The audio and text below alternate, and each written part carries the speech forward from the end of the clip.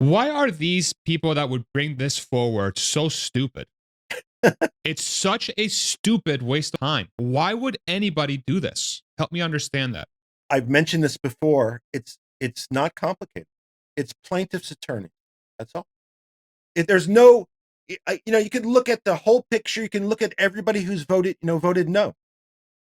The only beneficiary, because they don't benefit either. Kind of your question is somebody owns Tesla stock. How is this? You vote no. How in the world could that benefit you? Not possible in the end, because we all feel that Elon is the essential piece to Tesla. And if you piss him off, or if you just impact, because like if you saw him yesterday, he was in heaven. He was It's like, very happy. yeah, that's the guy you want. You don't want the guy who's pissed. So, but the plaintiff's attorneys who could make, in this case, billions of dollars, that's the interest. And, obviously I'm an attorney, but I'm realistic. That's what's driving this. So, I mean, it sounds to me like in Delaware right now, if this judgment stands, especially, we'll propose the hypothetical that these plaintiffs' attorneys make at least hundreds of millions of dollars off of this suit that they brought. Is that not giving highway robbery extra leeway in the Delaware Court of Chancery? And what does that do to Delaware as one of the leading states of corporate incorporation? Well, one, I think they're shot already because it's a public display. So anyone who has any concerns about that would be moved, I think, to consider moving out of Delaware. But your question's interesting, especially because the judge who said it is our judge, because she said that plaintiffs' attorneys should not get a windfall unless the shareholders derive a substantial benefit. So, from her very own language, how could she award? Because I think, and I've maintained, we talked about the lodestar method. If you're going to award fees, hours times a rate, that's it. That's what you get paid. Now, some people might say $13 million is a windfall for those guys because they did no benefit. But arguably speaking, that would be a reasonable way of compensating the lawyers under those circumstances. But I agree, 50, because I think that's where it's likely, if the judge wants to sustain this decision, 50 million plus or minus, somewhere in there is probably where she will fall. And I think it is a windfall towards plaintiffs' attorneys because they did no benefit for Tesla shareholders. And that's where I'm like very, very much confused by this. Let me stop you one for a second. Another important thing is I just have this feeling this judge is not going to be on the bench indefinitely. Interesting. I think she will move on.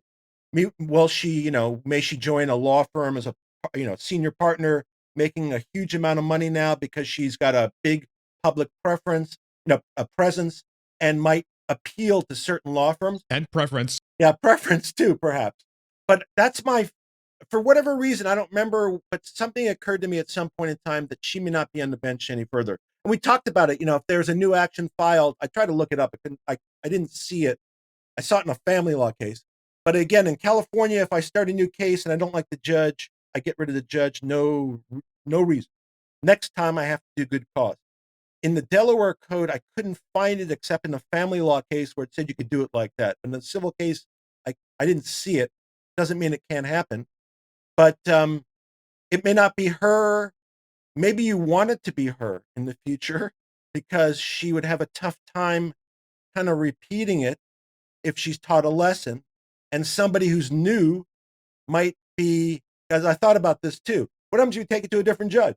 Well, maybe that different judge wants to back up this other judge and show that, wow, she made a proper decision, so I will follow the same course. So, you never know how the judge is going to react. I don't know if that answers your question, but it's actually, well, that wasn't my question, but it's a very interesting insight in sort of some of the dynamics that could arise. I think I think what is really confusing to me, and so this is where when the news first broke in January about this, the video that I came out with, I sort of my prediction was that shareholders will revote, which will essentially create no change to the dilution of the company, which brings zero value to the shareholders, right? Because it's literally exactly the same now, officially. Shareholders revoted on this, which means that uh, the shareholders, our amount of stock is not impacted whatsoever by being taken out of the float, which would theoretically increase the value of the stock because you're bringing down dilution, right? So it's all the same. But Tesla is out, like you guys discussed, lawyer fees for the plaintiff's attorneys that they're going to have to pay theoretically, and then there are also their own legal fees that they had to spend to try and defend themselves against this case, right? Which then means that shareholders, instead of being protected, they were actually hurt by this case, right? Yeah. We were financially hurt by the plaintiff's attorneys and the plaintiff trying to protect investors. Literally the opposite happened. Isn't that enough grounds for Tesla or somebody to go to Delaware and do a countersuit for that exact reason, that this actually ended up doing the exact opposite, and they should be paying for our fees for fighting the case? Isn't that a reasonable thing to do? I don't know under Delaware law, but I'll put it this way. If that were the case, that should have been filed at the time of the original filing. So because it's relating to the same issues, same facts, same parties. So when the original complaint, it's called well, I'll use the term in California. It's a compulsory claim. So because it's related to everything the same. So if you want to file it, it has to be as a countersuit at the time of the original lawsuit. So that I think it was 2018. So could you bring it now? Probably, but I would file a motion that it should have been brought back in 2018, and you probably too late. Now, of course, in 2018, they had no idea where that was going to go. They probably thought it was a BS claim, to be quite honest. And they might have thought, because it was a class action, because most class actions get dumped, that they would be successful in getting it extinguished procedurally, and they would never have to deal with it. But technically speaking, if there was a claim, they could have brought it, but back then. And real quick, just to make sure we all have the right timeline in place, when did the Delaware court pick up that suit? Was it in 2021? No, I thought it was earlier. Okay. Was it after Biden took office? No, I think it was before. I think it's 2018. That's when it just took 6 years for it to run through the system. Okay, got it. Yeah. Sorry, I didn't mean I to don't know. interrupt. I don't know why that is a long time, but obviously this was a very complex case. The trial was long. You had you had a lot of law firms involved, so they like to file paper. Again, one firm spent 19,000 purportedly 19,000 hours on it. I don't know how much Tesla, Elon. You can see now, right, in the what's going on in terms of the attorney's fees motion. There's hundreds of hours being spent on that. But whenever it was, whether it be 21, 20, 9, whatever, the time to file a claim that arises out of that initial claim is at that time. And so it's unlikely. Well, in Delaware, it's not going to be accepted. In a normal place, if it wasn't a biased jurisdiction, you'd probably still not be entitled to it because it'd be too late. And by the way, I agree with your premise too, because Right. whatever the amount of money that was, let's say it's $50 million in legal fees, both sides, that Tesla has to pay out. That comes off the bottom line, right? That impacts EPS, ultimately impacts share value. How is that beneficial to a shareholder? It's not. Exactly. Yeah, I agree. Exactly. It makes no sense. Like this is where, like, when we first started talking about this, you layer on the likelihoods, and then now that we've arrived to the place where we all thought we were going to be at, the original case, the one that the Delaware judge ruled in January, it looks so stupid in hindsight. It's so stupid in hindsight. It makes no sense. It makes no sense. Yeah, I think if you can work backwards, that's why everybody believes that the judge is biased. Right. That's the explanation, because that doesn't have to be rational, that termination. And again, like And again, I think if I were the appellate lawyer, it's my first line of my brief is her first line of her decision, talking about his wealth, which is completely irrelevant, but tells you what's up here in her mind and what has driven her to handle the case the way she did. And by the way, she might be a great judge. By the way, I'm not saying she's not. This particular case, not a great judge. I'm going to say that she's a terrible judge. This case, I agree with you. Yeah. So okay. So let's talk Texas then. So we talked comp, and yeah. So we'll see what happens. Oh, actually, let me ask you one more question. Now that the vote has been passed, yes, right? I can't believe I didn't ask this question earlier. Now that the vote is yes to reapprove the 2018 package, is there any grounds for Tesla by the margin that it passed that? Because it was something that we talked about in our last discussion. It was 72% yes. Does Tesla now have additional ammunition for their appeal to say, hey, like we revoted on this and it was by such a wide margin that you have to throw this out? Will this vote now be part of that? Yeah. So my counter to my like complaining about who was promoting that, the flip side is everybody was aware of the downside. It wasn't like it was hidden. We knew who the people were anti. They gave us their position. They even gave us their position yesterday. So even if I promoted it, there's no way that Tesla shareholders didn't understand what they were voting for. So yes, I agree that it is a better position for Tesla on the appeal of this new I'm going to call it new, but it's a ratification of the share package because the shareholders were fully informed. And it's two-pronged. One, that her decision was the amount's too much, but that could be overcome by the shareholder. Now she's still, I assume if it's still brought to her, she would still say the amount's too much, but now the other side of it, the shareholders were fully informed and decided that it wasn't too much. And they overrode that the first half of it. And to be clear, sorry, Hunt, and to be very clear, so then what this means is if they win the appeal, does this mean that the plaintiff's lawyers get zero? If they went in and they didn't pay the fees, let's say they appealed the entirety of it, and they win, depends what the win is. So if they win and the decision is that the court's prior decision was wrong and is thrown out, and a different decision is put in, that's a complete victory. They get no attorney's fees. So they invest a bunch of time to try and get paid, and they get zero. Yeah, that under that option. Please, God, make this happen. That's if the Court of Appeal decides to put in their decision. So that's one, and that's something within their power. Typically, what they do is they'll send it back. So they'll throw out the decision and send it back to the court for further proceeding. That's generally how they act. Got it.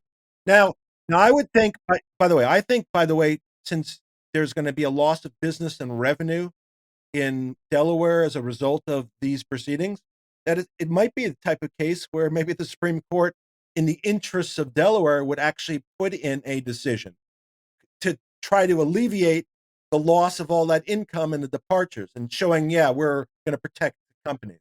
So it's possible that they actually give them a goose egg, a big fat zero, and tell them to move on. I love that. So can we go back for a second? When Judge McCormick originally rescinded the pay package and said it's not valid because you didn't do all the right things, is there a path forward for us to actually get Elon's pay package reapproved by Judge McCormick in the original case, now that they have done what she said that they needed to do without even needing to go to an appeal? Or do we have to go to an appeal as the next step? I haven't thought. That's an interesting question. Haven't thought about that. I tend to believe, since it's new, that you'd have to do it would have to be pursuant to somebody challenging it again in a new action. I don't think, but I don't know. I don't think it could be used in the ongoing appeal at this point. if that makes sense.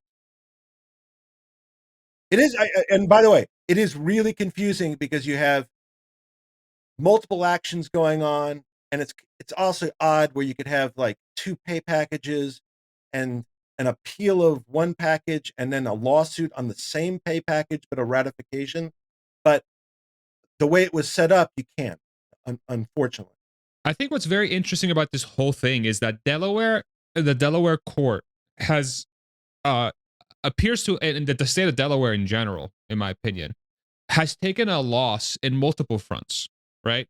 They've taken a loss, in my opinion, on the front of upholding capitalism, number one, because now there is a proof that there is actual data that shows that the how the judgment was crafted, there was a democratic process to directly refute a judge's decision by revoting on the same exact package with the additional scrutiny and the additional noise and the negativity around that package that would have biased towards people voting no, and that didn't impact it at all. So that's number one. And then because of that, because of the democratic process winning out and the shareholders voting yes, it has also galvanized Tesla and the shareholders in the group to leave Delaware entirely. So it's a two-pronged thing, right? So it's two black eyes. It's like they're walking around blind, okay? So your commentary around this will likely, like your prediction is that this is going to hurt Delaware's case as a place for business, right? In what world wouldn't that, like, how is that not the thing that's going to happen? You know, like, what would prevent that from happening? Yeah, I don't see anything unless there's a change. They, again, like I give you the example. Let's say the Supreme Court of Delaware comes out and says, Judge McCormick, that was a horrible ruling. We're going to throw it out. We're going to put a judgment for Elon. We reverse it in its entirety. No fees to a plaintiff's cost to Tesla. Buy. That's what they would need. Otherwise, at this point in time, they're not trustworthy. It goes beyond that. And obviously, I don't particularly like any of the presidential candidates. But, just to throw it out, we're in Delaware. We know that the current president doesn't have a great relationship with Elon. So could not that have played a fact in the decision? If I'm thinking that, and I'm not inclined that way, but if I'm thinking that, then probably does. And maybe, and it wouldn't necessarily have to be a conscious decision. Maybe subconsciously it does, but I think it probably does play a role. And when those things happen, kind of your question gets answered. Why? It ends up being irrational reasons for making those kind of decisions. That's what makes those things confusing. Because otherwise, why would Delaware want to be really hard-nosed on their revenue stream? I don't know what other, I don't know. I've never been to Delaware. I don't know what other industries Delaware has. It sucks. Yeah, that's my impression. Maybe some shipping, maybe some that. I don't know. Maybe Not even some that. energy, maybe that. But otherwise, I think it's this. And like I told you, I've been practicing, wow, long time, way long time. Even back when me and Abe got admitted, Delaware was the state to incorporate. So it's been forever, and they've been getting money for this forever. And maybe that's another reason why Judge McCormick may be off the bench in the near term. That would also be another way if you wanted to make a statement and you were Delaware, you would encourage her maybe to go find private employment and replace her with somebody else that might be more friendly to existing business. So, Richard, can you just detail for the audience, if put yourself in the stance of if I'm a CEO or if I'm a board member and I'm looking at where is it that I would like to either have my business that's already incorporated in Delaware where I would like to have it in the future, or if I'm thinking about, okay, I would like to incorporate somewhere, where do I go? Why is all of this put question marks around whether or not you go to Delaware? Like, what is it that a CEO has to worry about that causes him to ask the question? Or what is it that a board member has to worry about? Why is this so important to them? Yeah, the immediate part, of course, is their compensation. So if it affects their compensation directly, they're going to be personally interested. But beyond that, you're gonna wonder, how much interference am I going to get in my governance by the state if they allow people to pursue relief against the companies when they really shouldn't. That might encourage people to challenge actions on a daily basis. And as a CEO, I wouldn't want to be subject to that, just because I wouldn't want to waste my time. You know, I'm not concerned about my actions aren't proper, but why waste the time? Why incur the cost, the legal, extra legal? So it's both the compensation on a personal level, but it's just daily governance. And why be subject to it, especially if you could find other locales that provide you the same environment without those risks. And right now, I thought you were going to ask me this, but I'll answer. So Texas and Nevada are the preferred locations now. Just because of that, there's less interference allowed. There's more. Part of Delaware's cachet was their confidentiality also. But places like Nevada, they keep a lot of details confidential, so entities feel safer and have more power. Is there extra exposure that CEOs and board members have to being held personally liable for business decisions with a ruling like Judge McCormick has put down? Yeah, I mean, that's a good question, because that rule, the overall fairness doctrine, exposes directors and officers to potential liability that in other states that doctrine doesn't even exist. So, we were talking about the difference between the fairness and the business judgment rule. Business judgment rule just means if you're conducting a business reasonably, you're safe. That's kind of it. And in most states, that's what the CEOs are worried about. Just being reasonable people. In Delaware now, you have to be concerned that if the court has something against you, they're going to flip the burden of proof on you. So even though you're the defendant, you're going to have the burden of proof, which is backwards, and they're going to impose a standard that might impose liability on you. So why would you want to subject yourself to that? Now, there's always could be tax reasons or something else that might encourage you. You might own property in Delaware. There might be circumstances, but usually the Delaware is just kind of like a PO box and an office. It's not a real, headquarters. I don't know that. Hopefully that answers the question. It's so obvious, such a huge win for Texas in this case. Like, and Nevada, like, it cannot be understated just how big of a win this is. This is not like a Tesla thing. This is a business thing. Yeah, this is very much a business thing that has happened. Yeah, it would be interesting if we could get the information from Texas, let's say over the next 90 days, to see if there's movement from from Delaware in particular, maybe from other states too. They might follow suit anyway. But it'd be interesting to see if there's any movement from Delaware to Texas and what Delaware decides to do about it. Yeah. There was something you mentioned earlier about the Supreme Court potentially taking up the comp package case to try and right the wrong of Delaware so that, there isn't a mass exodus of businesses. How much influence does the president of the United States have on the Supreme Court picking up cases? It's supposed to have zero. So in the perfect world, they're supposed to be disconnected. So I don't know. So the answer is I don't know. The reason why I asked this question is, as of late, there's been some interesting. I don't know if can you hear my baby in the background? I can. Okay, it's good. Okay, we're gonna keep it. Yeah. So one of the interesting things that I think all of us have been tracking is Trump's rhetoric towards Elon and EVs has gotten a lot softer and a lot friendlier as of late. And I'm wondering how much of that could be beneficial. Like, let's say Trump gets elected. I'll talk politics for 5 seconds here. I'm no fan of Trump. I'm no fan of Biden. I think the two-party system in the country is one of the worst things about this country. But I see a very hard path for Biden to win a re-election. And I think the likeliest outcome is going to be Trump. So if that's the case, don't you think that that's going to be some additional bonus to Tesla's, which is like such a weird oxymoronic thing to think about, that Trump would somehow be beneficial to Elon and Tesla.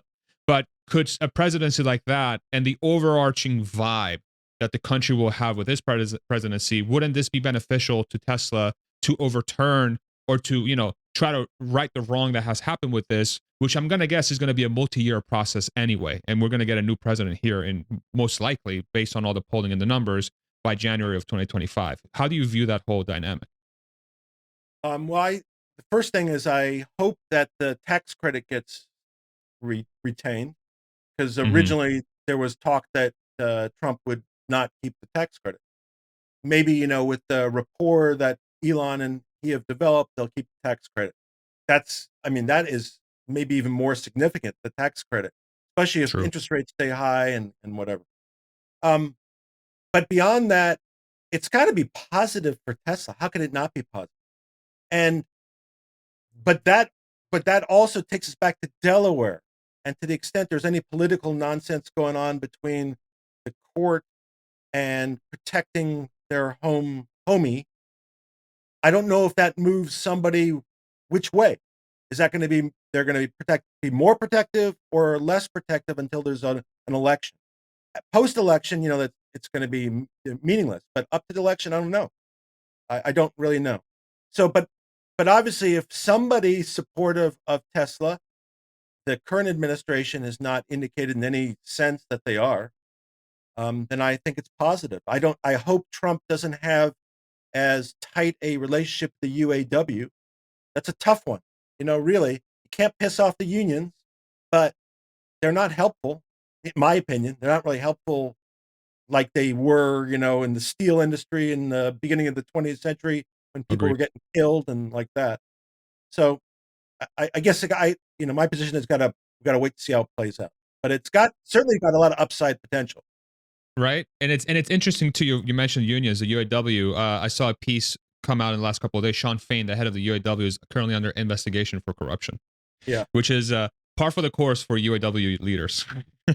Yeah. Shocker. I don't know any union leader personally, but historically speaking, a lot of them have gotten indicted for taking bribes. That's just kind of, or, taking pension money and, lending it out, whatever.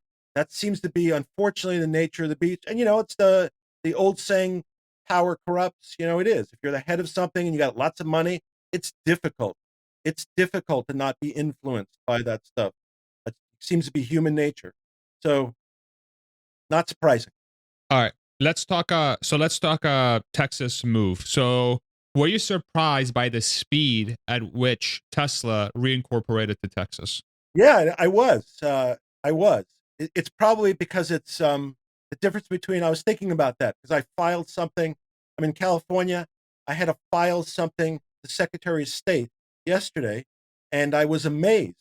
I filed it, let's say at 4:02, and at 4:03 it was filed. Got a file stamp, whatever. I think it's a difference between the way it used to be done and the way it is done now.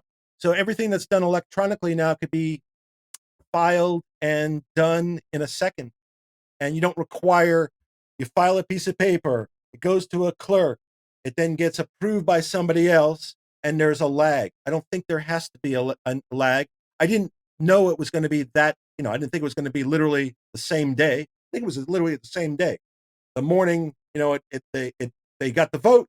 I think I saw it last night. I think I saw the actual, the change. Yeah. Tesla made an official tweet. Yeah. So it happened on the same day. So it was kind of like what I did. Somebody went to the site, the Texas site. They literally filed the document. It was filed. Once it was filed and stamped, done. So awesome. For some reason in my head, when I was talking on my live stream yesterday or the day before, I think it was yesterday, I was under the impression that this would be a months long process, that it would take, a lot of like paperwork and working with Delaware to remove or move your assets. I don't even know how this works, right? I'm like an idiot when it comes to this completely. I'm an idiot when it comes to everything. Let's be clear. But I thought it was going to take a long time. But, and then when I saw that come through, number one, the fact that it passed, I think the fact that it passed, I think all of us were under the impression that it was going to be a much harder sell than the compensation, which turned out to be true. I think 62% or 63% voted yes. on Texas, but it's still a majority, a big majority voted to remove. Why would people be I don't understand that. Why would people be concerned about the move to Texas? I think the way I was thinking about it is Texas doesn't have the historical precedent that Delaware has as far as being a safe harbor for businesses, but maybe it more speaks to the fact that and everybody's in Delaware. Like you said, everybody, almost every major corporation has a PO box in Delaware, it seems like. So it's like, okay, so now moving to Texas feels like there's some risk because you're going into uncharted territory, you're a multinational company, maybe there isn't enough precedent in the state, a precedent, like you don't really know what has happened. And so, but the fact that most shareholders are like, yeah, let's just take the risk and move out of Yeah. Delaware, I think speaks more to just how badly Delaware screwed up in this situation versus the risks associated to moving to Texas. Yeah, literally, people staying in Delaware was just habit.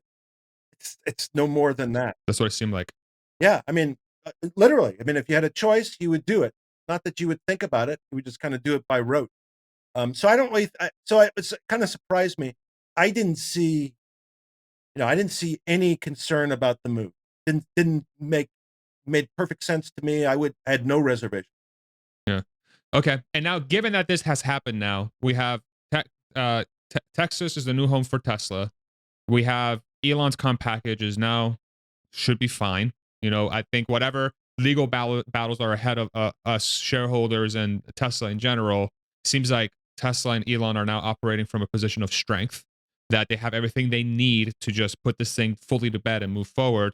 Talk to us about the timeline here. Like, what should we expect? And I know you've brought this up before, but it's probably a good refresher just for the audience to understand what's going to happen here. And then we'll talk a little bit about Tesla specifically, what you think about. So what is to come here for the rest of the year as it pertains to Tesla, the comp package, the reincorporation to Texas from a legal standpoint? Yeah, so I would think like I'll start with the comp package. I would expect them to hire an expert, prepare a proposal, and get it done quickly. So I would expect them to get it done within 90 days. I mean, like bang, bang, bang. And like I said, I would expect them to. I think they should have a premium built in, just for future risk. So that would be presented to the board. It would be approved, and move on.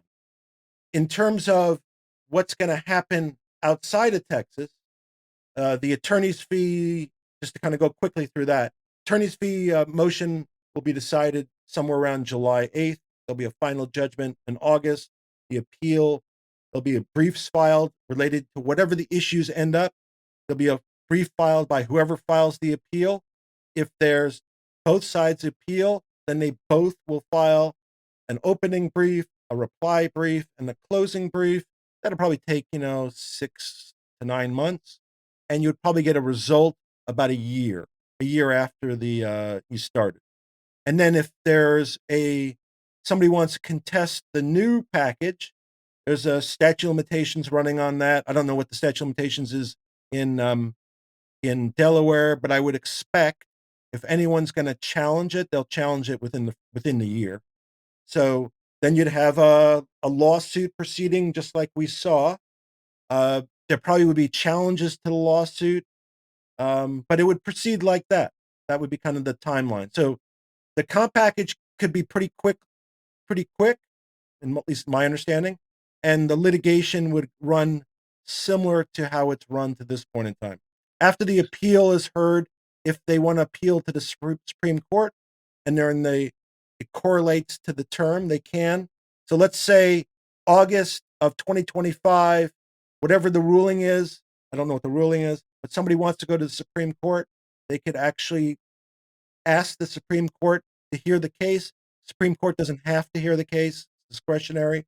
But if they took it because it raised constitutional issues with regard to, states taking away private rights without compensation or just compensation or due process, etc., it would be heard October 2025, ruling by June of 2026. Got it. Super helpful. And then real quick clarification, when you say new comp package, you're actually referencing to the next comp package that Elon would get that would include robotaxi, humanoid robot, et cetera, and your expectation is for this to be to come out in the next 90 days. Yeah, I think it's got to be put to bed. So if I were in their position, I'd want to get it done now, and not have not have anybody. I don't want to risk that somebody's going to interject themselves in a way I don't expect. We're talking about, can somebody sue in Texas? And I said, yeah, well, obviously anybody could sue anywhere. Likelihood of success is very small. But do you want to give somebody the option of doing it? No.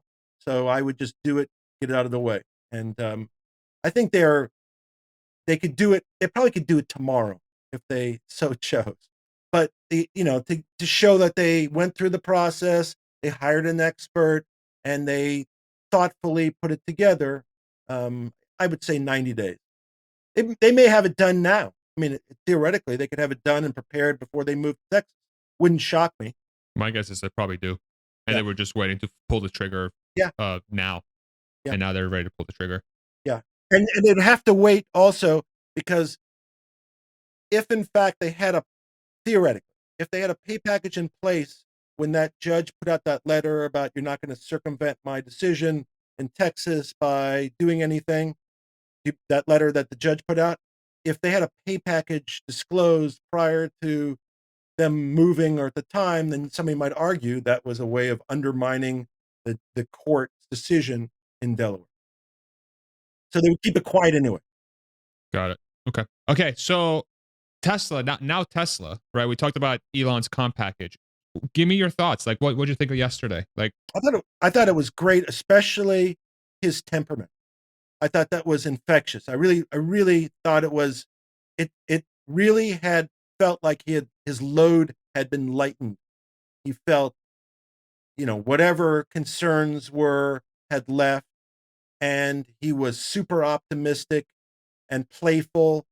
And how could that not be good? And the fact that the risk, because there's a risk. The fact that the risk that he might take stuff elsewhere and not include Tesla in that, I think kind of left that day.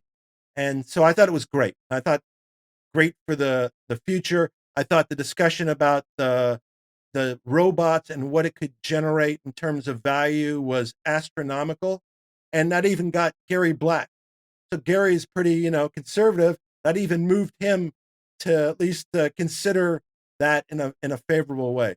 So I thought it was all positive. I wish all the meetings were that playful and positive and relaxed, kind of.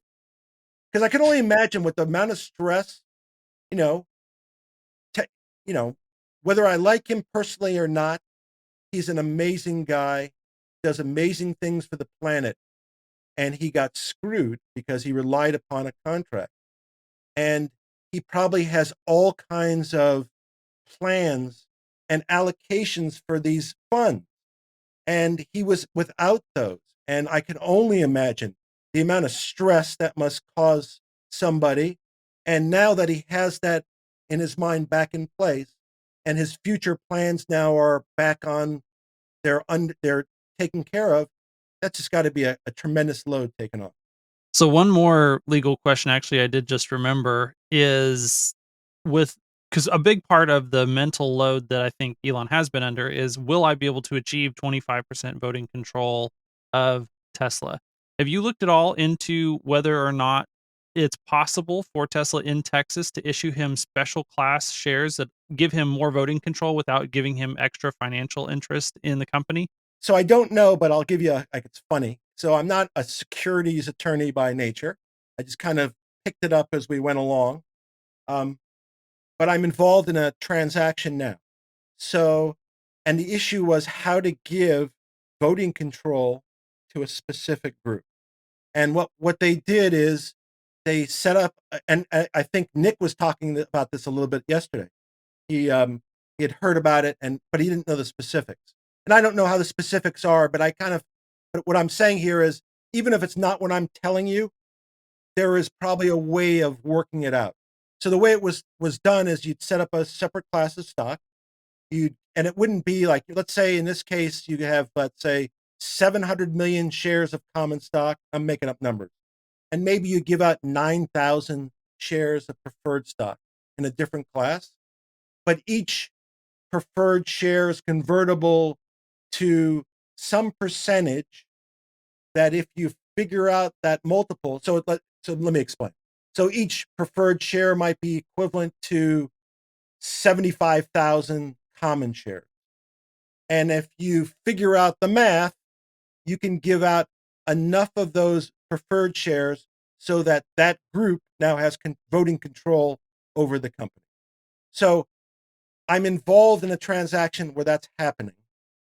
So my guess is, even though I couldn't tell you the mechanics, if in my stupid transaction it can be done, much more sophisticated securities lawyers in Texas would be able to set up a scenario where they could give whatever voting control they wanted to whoever they wanted. So I believe it can be done, even though I couldn't tell you how specifically. And again, I'm using my example. If it can be done in my example, it would have to be, those lawyers would be able to figure out a workaround. Well, feel free to not answer this if you can't. But so I'm assuming the transaction you're discussing is one that's being done in California. No, Why it's not okay? Is it in Texas? no. Yeah, Okay. I wish it was. Then that would be a much easier discussion, but no. But I think it's under general, federal securities laws. So if it can be done, again, if it can be done in my stupid little transaction, I think can be done in a way where it could be accomplished. I just know that Elon had mentioned that it was hard to do that in Delaware, or maybe he said the words nearly impossible. So I'm curious, how the move to Texas, specifically out of Delaware, impacts that. But I think we'll have to watch. Yeah, it also might relate to like his ongoing experience that, he's being challenged on this. And if on top of that now he has 25% voting control, that probably would be a factor used against him in terms of shareholders being independent and having full information, the whole story. Yeah, and it goes back to like, if you're a Tesla shareholder, why wouldn't you want Elon in that position, right? Like what are you invested in? And that goes back to like this whole premise of there even being a lawsuit around that they could use as ammunition is clearly rooted in a non-investing place. It don't make no sense, as they would say. Yeah, unless you had somebody, unless they could say there is X, Mr. X, he is better and he could do a better job. I've Right. never heard anybody make a suggestion as a real alternative person. So if there's nobody better, I don't see how that's better for the company. 100% agreed. Yeah. And I thought, well, the one comment you made that I thought was fascinating was you could see his Elon Musk's sort of his demeanor was very positive and light, playful. He was just having a good time. You could tell it was a big deal for him. And Yeah. I think it sort of like reinforces the fact that, one of the things that I was hearing before the vote was that, well, there's no proof. Actually, Fred Lambert from Electric was trying to make this point, was that there's no proof that if you vote no, that Elon's somehow going to leave or it's somehow going to do anything, the wrong way, that it's going to make no impact. But it's quite obvious that when you're dealing with a human being, if you're creating incentives that's going to make the human being upset, you're not going to get the results you want, because we're all emotional beings. Like, we all have feelings, we all have ethics, which some people lack, we found in the last few months. So yeah, I just thought that was an interesting comment, because it is a huge deal. Like, like you said, what company doesn't want a leader or a CEO that is happy to be there, that is Yeah. jazzed to be there, right? That has the confidence of the people that he's working for. Yeah, and also what person wouldn't feel rejection if in essence their shareholders didn't agree to pay them? That's really, unfortunately, it's a business decision, but we're human beings and it is a personal rejection.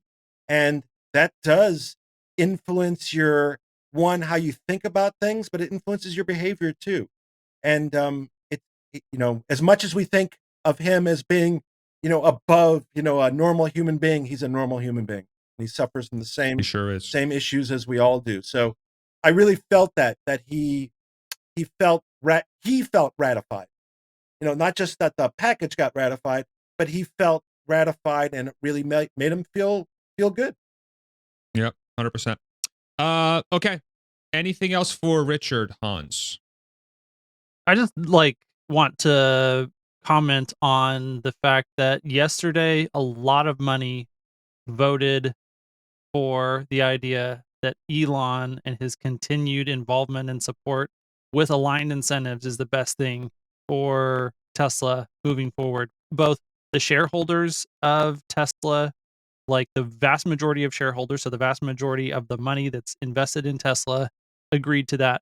Not only that, then when we saw the results of the vote, you saw the movement in the share price. So the market as a whole, not only Tesla shareholders, agree with the sentiment that it is better for Tesla that Elon be in control, that Tesla operates fairly in their relationship with Elon and vice versa.